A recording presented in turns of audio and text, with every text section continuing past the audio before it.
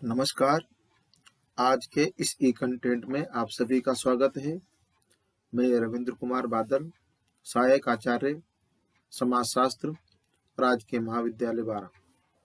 बच्चों, आज हम लोग नया अध्याय शुरू करने जा रहे हैं जिसका नाम है ग्रामीण समस्याएं। अंग्रेजी में इसको रूरल प्रॉब्लम्स कहा जाता है। तो प्रारंभ करते हैं।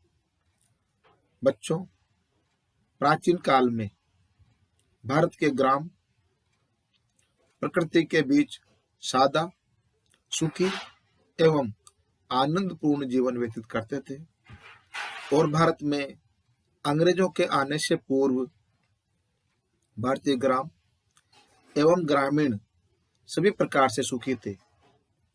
ग्रामीणों में एकता थी।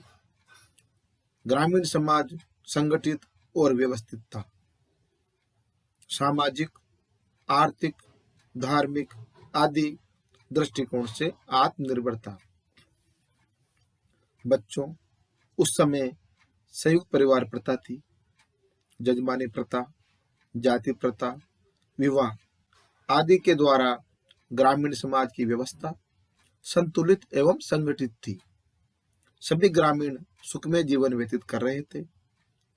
ब्रिटानिया शासन के आगमन के बाद ग्रामों की दशा का सामाजिक विघटन होना प्रारंभ हुआ। ब्रिटानिया सरकार ने ग्रामों में जमींदारी प्रथा एवं जागीरदारी प्रथा लागू करके कृषकों का शोषण प्रारंभ किया। इससे अनेक सामाजिक, आर्थिक और राजनीतिक समस्याएं उत्पन्न हुई। ग्रामों के कुटीर उद्योग धीरे धीरे समाप्त होने लगे। कृषकों एवं ग्रामीणों को गरीबी और ऋण की समस्याओं ने घेर लिया।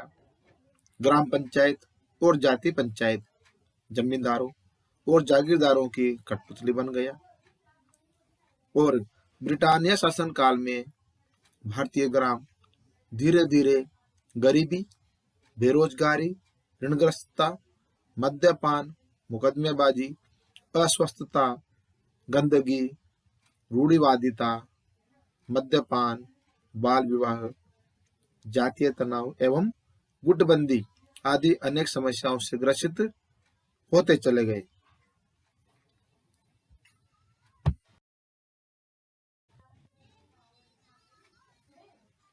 इसके पश्चात बच्चों, अब हम ग्रामीण भारत की कुछ प्रमुख समस्याओं का विस्तार से अध्ययन करेंगे। सबसे पहले हम लेते हैं असमानता। इसको अंग्रेजी में अनइक्वलिटी कहा जाता है। संपूर्ण विश्व का सार्वभौमिक सत्य यह है कि कोई भी दो वस्तुएं एक समान नहीं होती है।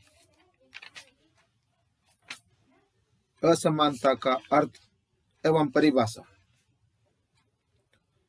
असमानता का अर्थ वह दशा या स्थिति है जो समान नहीं है। विभिन्न व्यक्ति अथवा समूह इससे विभिन्न तरीकों में व्यवहार करते हैं। जैसे उदाहरण के लिए, किसी एक व्यक्ति या समूह की तुलना में दूसरे व्यक्ति या समूह को अधिक धन, पद एवं सुविधा प्राप्त हो, अथवा दो वस्तुएं आकार, शक्ति एवं योग्यता में भिन्न प्रकार की हो, जैसे उसके पैर असमान आकार के हैं। उसी प्रकार से दूसरी परिभाषा है ऑक्सफोर्ड शब्दकोश के अनुसार। इसके अंतर्गत असमान होने की स्थिति या दशा या समानता का अभाव व्यक्तियों, समाजों या वस्तुओं के मध्य समानता का अभाव अनेक प्रकार से देख सकते हैं। मात्रा, संख्या, गहनता या अन्य भौतिक गुणों में समानता का अभाव होना असमानता कहलाएगी। समाजशास्त्रियों ने सामाजिक असमानता को एक विशेष प्रकार का विभेदीकरण बताया है, जिसे स्थिरीकरण कहते हैं। भारत के ग्रामों में जाति पर आधारित उच्चता और निम्नता के क्रम विन्यास को जाति प्रथा कहते हैं, जो ग्रामीण समाज की समानता का चित्रण भी करते हैं।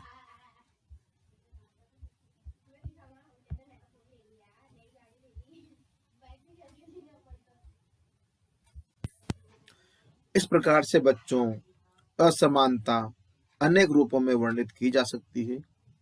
सभी का सार असमान या समान न होने की स्थिति होता है। इसके आधार पर इसे इस रूप में परिभाषित किया जा सकता है।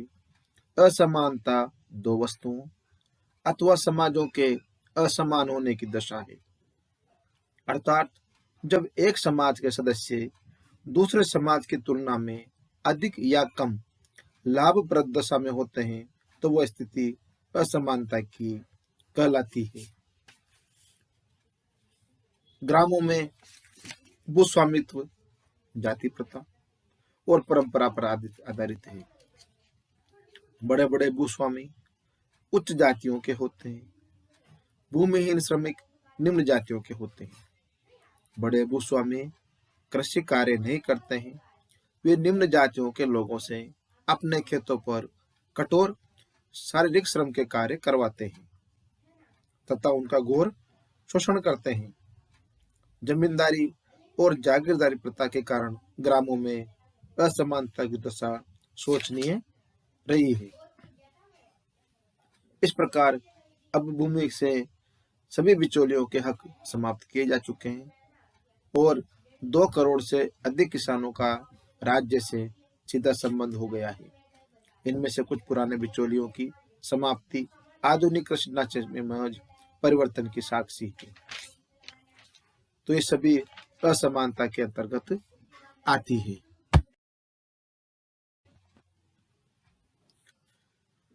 इसके बाद दूसरी समस्या है जातिवाद।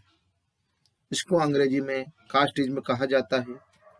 बच्चों, ग्रामीण भारत में जातिवाद एक विघटनकारी समस्या है जिसने ग्राम की जाति व्यवस्था और जजमानी व्यवस्था को विघटित किया है। जातिवाद एक ऐसी भावना है जो राष्ट्रवाद के स्थान पर समूहवाद, भय भतीजावाद को जन्म देती है तथा राष्ट्रीय एकीकरण की भावना तथा मूल्यों को कमजोर बनाती है। इस संदर्भ में देखना होगा कि जातिवाद क्या है। जातिवाद का अर्थ एवं परिभाषा देखें तो इस प्रकार से है। जाति एक बंधु वर्ग तथा जातिवाद उस बंधु वर्ग के सदस्यों की हम की भावना है। जब एक जाति के सदस्य दूसरी जातियों की तुलना में अपनी जाति को उच्च मानते हैं और दूसरी जातियों के लाभ की चिंता किए बिना अपनी जाति के स्वार्थ की रक्षा करते हैं तो इस प्रकार की भावना तथा कृत्य ही जातिवाद कहलाता है। बच्चों, जातिवाद एक ऐसी प्रक्रिया है जिसमें जाति पृथकता की विशेषताएं राजनीतिक जीवन में पाई जाती है और जातिवाद की भावना जाति के स्तर पर समूहवाद को पैदा करती है। निष्कर्ष रूप में बच्चों हम यहाँ पर यह कह सकते हैं कि जातिवाद जाति के स्तर तक सीमित वह भावना है जिसमें व्यक्ति अपने जाति के सदस्यों के उत्थान, जातीय एकता और दृढ़ता के प्रति विशेष निष्ठा रखता है और यह जाति विशेष में एकता पैदा करती है तथा अन्य जातियों के प्रति कटुता, घृणा और तनाव में वृद्धि करती है।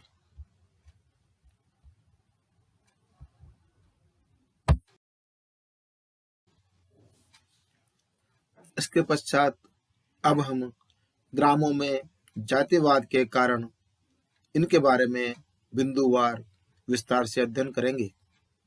बच्चों, ग्रामों में जातिवाद के विकास के कई कारण हैं। उनमें से कुछ महत्वपूर्ण कारण हैं, उनका हम यहाँ पर विस्तार से अध्ययन करेंगे। सबसे पहले है विवाह पर प्रतिबंध। इसके अंतर्गत बच्चों जाति अंतर्विवाही समूह होता है। विवाह की सीमा अपनी ही जाति या उपजाति समूह तक सीमित होने के कारण अच्छे जीवन साथी के चुनाव की कठिनाई हो जाती है। इसका हल करने के लिए जाति के सभी सदस्य परस्पर एक दूसरे की सहायता करते हैं, अपनों की उन्नति के लिए विशेष प्रयास तथा ध्यान रखते हैं। विभिन्न व्यावसायिक क्षेत्रों जैसे नौकरियों, राजनीतिक पदों, उद्योग धंधों आदि में आपस में उन्नति के लिए एक दूसरे की सहायता करते हैं और विभिन्न अवसरों का लाभ अपनी जाति के लोगों को पहुंचाने का विशेष प्रयास भी करते हैं, जिससे जातिवाद बढ़ता है।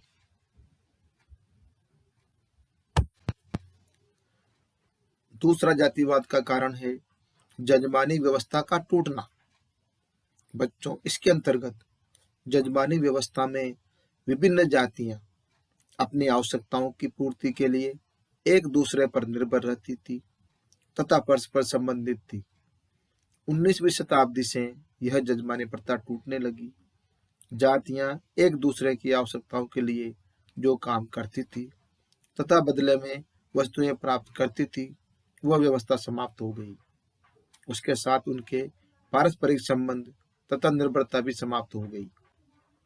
अब जातियां अन्य जातियों का ध्यान रखने के स्थान पर अपनी जाति तथा अपने सदस्यों की उन्नति तथा हितों का ध्यान रखना आरंभ कर दिया, तो जातिवाद में विकसित हो गया। तीसरा बिंदु है जातियों का विकास। इसके अंतर्गत जो जातियां उच्च शिक्षा प्राप्त कर लेती है, उनका अच्छा व्यापार जम जाता है या नौकरियों में ऊंचे पद प्राप्त कर लेती है, समाज में उनकी प्रतिष्ठा ऊंची हो जाती है तथा राजनीतिक क्षेत्र में वे प्रभावशाली हो जाती है। ऐसी जातियों के सदस्य अपने नाते रिश्तेदारों की सहायता करते हैं और जहां जहां अवसर मिलता है अपनी जाति बिरादरी के लोगों के विकास के लिए प्रयास करते हैं। उनमें जाति के प्रति स्वार्थ की भावना विकसित हो जाती है। वे जातिवाद का प्रचार और प्रसार करते हैं। इसका चौथा बिंदु है जातीय प्रतिष्ठा के प्रति निष्ठा। इसके अंतर्गत ग्रामीण जाति व्यवस्था में प्रत्येक जाति की स्थिति अन्य जातियों की तुलना में निम्न या उच्च होती है।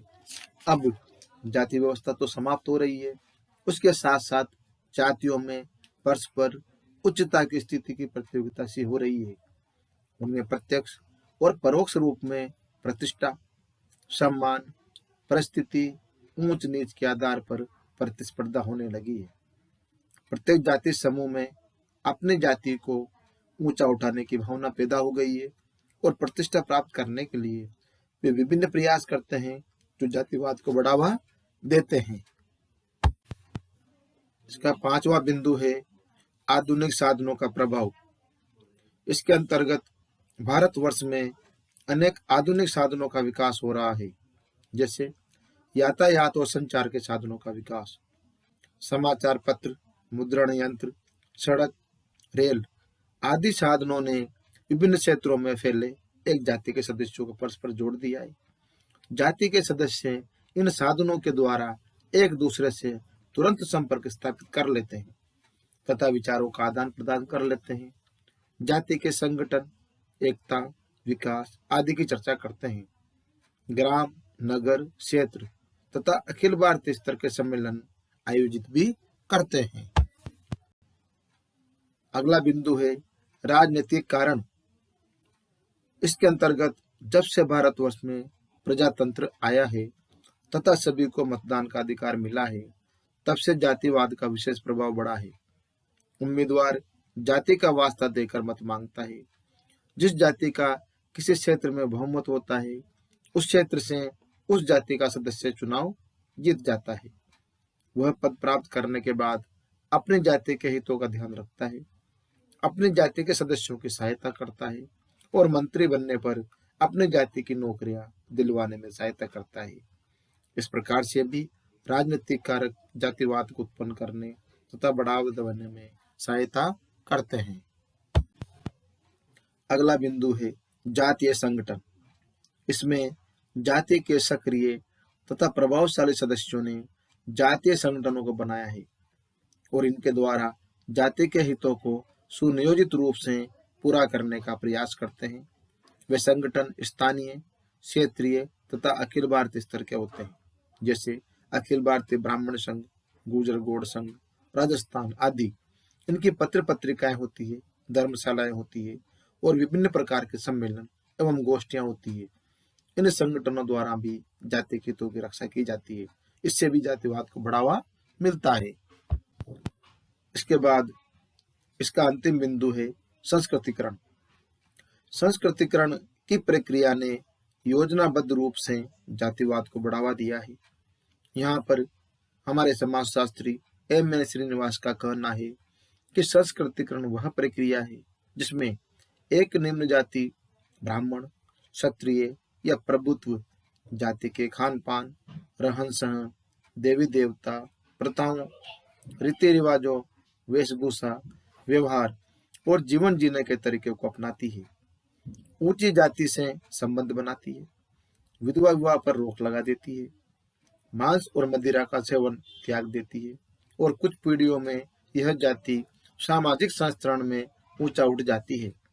यह कार्य जाति समूह करता है तथा ऊंचा उठाना भी सामूहिक होता है। इस प्रकार संस्कृतिकरण जाति में जातिवाद उत्पन्न करती है, उसे बढ़ावा देती है। उच्च जाति इस जाति को उच्च स्वीकार नहीं करती है और विरोध करने वाली जाति संगठित हो जाती है, तो उसमें भी जातिवाद पनप जाता है। इन सभी उपर्युक्त लक्षण जातिवाद को उत्पन्न करते हैं। इसके पश्चात अब हम ग्रामीण भारत में जातिवाद के परिणाम के बारे में अध्ययन करेंगे। बच्चों, जातिवाद ने ग्रामों में अनेक समस्याओं को जन्म दिया है।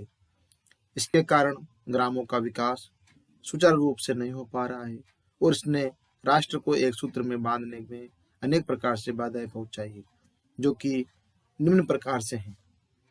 सबसे पहला बिंदु है भेदभाव को बढ़ाना।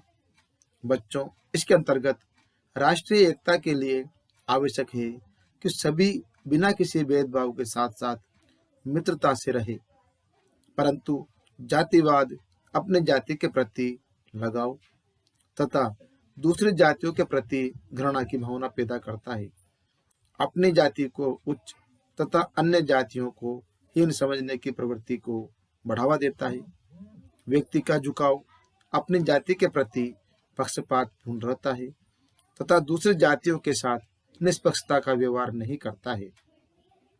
बड़े बड़े अधिकारी भी जातिवाद की संकीर्ण और संकुचित प्रवृत्ति के कारण राष्ट्रीय एकता की कीमत पर जातिगत स्वार्थों को पूर्ण करने में गौरव का अनुभव करते हैं। दूसरा बिंदु है जातीय संघर्ष को बढ़ावा। इसके अंतर्गत बच्चों, जातिवाद की भावना से ग्राम की विभिन्न जातियों में संघर्ष, तनाव, लड़ाई झगड़े आदि होते हैं। जातियों में परस्पर ऊंच नीच की दीवार जातिवाद खड़ी कर देता है। व्यक्ति जाति के हित से ऊपर नहीं उठता है और वह समाज और ग्राम के स्तर पर विचार नहीं करता है। व्यक्ति की भावना दृष्टिकोण जाति के लिए जाति के द्वारा आदि तक सीमित हो जाता है और दूसरी जातियों को नुकसान तथा अपने जाति को लाभ पहुंचाने की प्रवृत्ति के कारण जातियों में परस्पर तनाव तथा संघर्ष होता है। जातिवाद ग्रामों जातियों में झगड़े बढ़ाता है, घटाता नहीं है। तीसरा बिंदु है जातिवाद प्रजातंत्र तथा एकता का विरोधी है। इसके अंतर्गत बच्चों, संविधान की धारा 15(1) के अनुसार राज्य किसी नागरिक के विरुद्ध धर्म, मूल वंश, जाति, लिंग, जन्म, रंग आदि के आधार पर कोई भेदभाव नहीं करेगा। जातिवाद का अर्थ है अपनी जाति का हित, लाभ तथा उद्देश्यों को प्राथमिकता देना, उन्हें पूरा करना आदि। प्रजातंत्र राष्ट्रीयता की भावना पर आधारित है। जातिवाद जाति के स्तर तक हित सोचने की भावना पर आधारित है। प्रजातंत्र से तात्पर्य है प्रजा के लिए, प्रजा द्वारा, प्रजा का राज्य, अर्थात प्रजा का तंत्र। जातिवाद का अर्थ है जाति के लिए, जाति द्वारा, जाति का कार्य। राष्ट्रीय एकता के लिए प्रत्येक व्यक्ति को विकास के पूर्ण अवसर प्रदान करना आवश्यक है। जातिवाद का अर्थ है मौका मिले तो अपनी जाति को, उसके सदस्यों को लाभ पहुंचाना। केवल जाति भाई के अवसर को प्रदान करता है।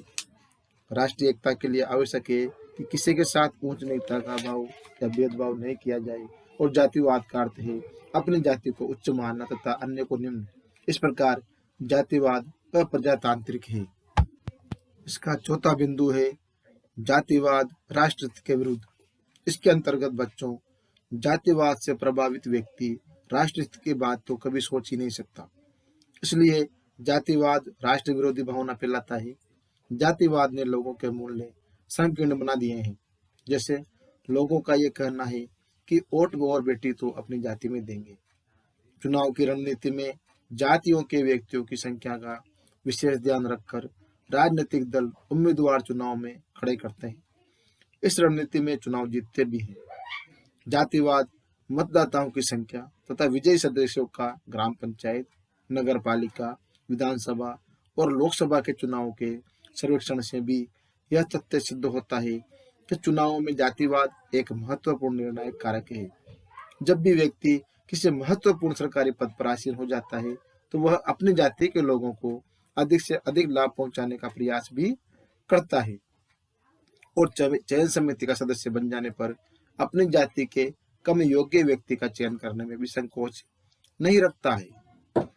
इस प्रकार कुशल कार्यकर्ताओं का चयन न होने तथा अकुशल कर्मचारियों की नियुक्तियां होने से कार्यकुशलता घट जाती है, जिससे समाज का अहित होता है। लोगों में ग्रामीण निष्ठा तथा भक्ति के स्थान पर जातीय निष्ठा तथा भक्ति फैल जाती है।